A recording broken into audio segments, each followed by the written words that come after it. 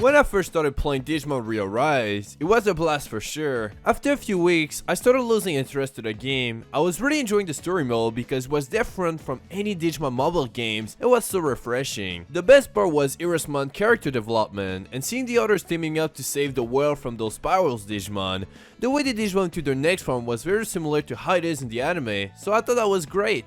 As the story goes on, I felt like it was getting repetitive. You fight a few Digimons for some round and bam, it's over. You get some nice Digirubies from completing and that's that. Waiting a few weeks for a new chapter got me less into the story. For me, when I play a game, I like to go throughout the story as fast as possible. I want to know the whole thing because the more I wait, the less I get into it. That's probably why I can't get into the story mode anymore, but one thing for sure is they're giving us some new Digimons. Like Irismon Full Digivolution line is amazing, the new Leomon form is incredible as well, and I can't wait to see his attack. Let's be honest, he's probably gonna die in the game because we know Leomon's fate already. Now let's talk about the clash battles and the summons. So most of the Mega Digimons are only obtainable from the summons, right? You have to get that Digimon that can go to Mega Form because a lot of those Digimon can only go to Ultimate, and you have to use some Digirubies and hope that you can get the Digimon that you want that are very rare to get already. So my issue with that is it really reminds me of DMO or Digimon Links actually with those gamble stuffs.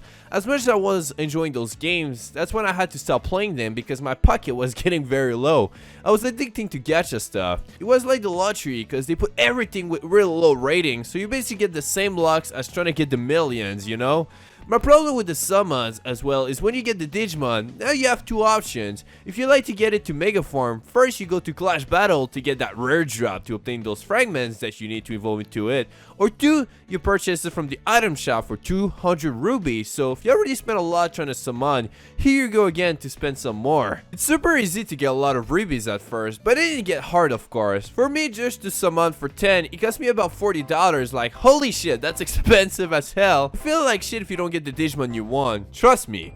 That's like the biggest issue that I have with Digimon games on mobile or PC because it always comes down to money and it's so expensive. It's not cheap at all. Like I get it, you have to make money from a free game, but the way they're doing it is just not it. Like many of the mobile games are doing such a good job, but Digimon, man, never done a good job with that. It also scares me that if I put a lot of money into the game will shut down and it will be all wasted as they did with Digimon Links. So that is why I don't put any more money into games anymore except like DLC because it's not that bad. It's more content, so why not? Like as they did with Digimon World Next Order, it was great as a DLC. You get a new extra story in which you go battle Bulbatamon and it was incredible. I love that so much. It was very hard, but it definitely was worth it. Now the Underworld, to me it was alright, but once you beat it, there's nothing else to say about it really, right? But it was really great because you get a lot of items, so I guess it's really good on the bright side of the game. Here's another issue is that the Colosseum, it's very fun for a while, but then you just feel like you're doing it for nothing. Like cool, you can get Digirubies and some cool items, but for what? Just to do the Colosseum all over again? You know what I mean? Like just feel like there's no goal to the game, and that's really my biggest issue with it. Like what else are you supposed to do? Like you play the game just to get ready to get back into the PvP and that's it. I can say that the new Spotlight Digimon Quest event is actually really fun. You get some nice story with some Digimon. I actually like that. And the Digimon Adventure Last Evolution Kuzuna event was really great as well because you get to unlock the new Agumon and the new Gabumon farm in the game, and you can also get Vima with goggles and Agumon with goggles. So I definitely love that event right here. It was really great as they did with Digimon Links in the past with the Omegamon Merciful Mode for the movie. I really enjoyed those type of events. Like they're doing a good job at this, but other than that, I don't really know what to say. Digimon always had issues making online stuff fun, you know what I mean? Is there really any Digimon games that are fun online, really? Digimon Story Saga basically was such a letdown with the online battles, and now, and when Digimon Hacker's Memory came out, we were so excited for the online battles because they did some changes to it.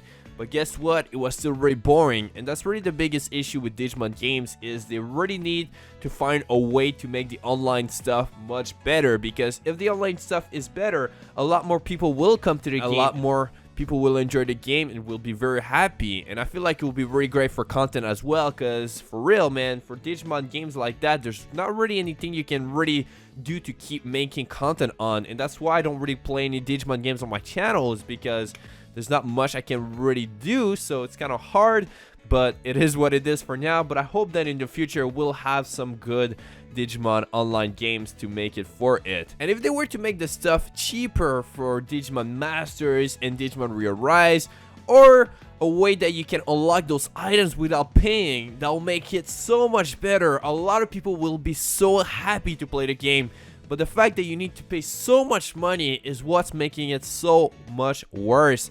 And it annoys me because I love the Digimon games, and I would love to always have that Digimon games that I can always play on and off and be very happy with it. But the problem is that it always comes down to, alright, if you got money, play the game and try your best to get the item. If not, then it's up to you now.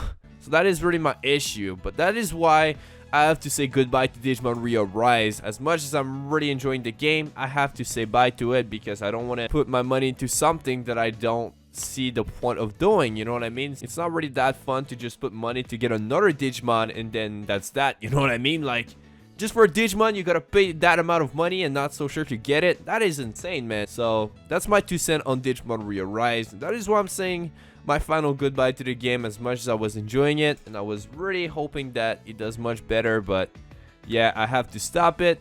But hopefully y'all understand why I'm doing it, and let me know what is your thoughts. Do you guys still play this game to this day, or did you stop as well, and why? I like to know your opinions down here. And as always, thank y'all so much for watching. If you enjoyed, make sure to hit that 60 like button. That'll be greatly appreciated. And I will see you all in my next video. Peace out.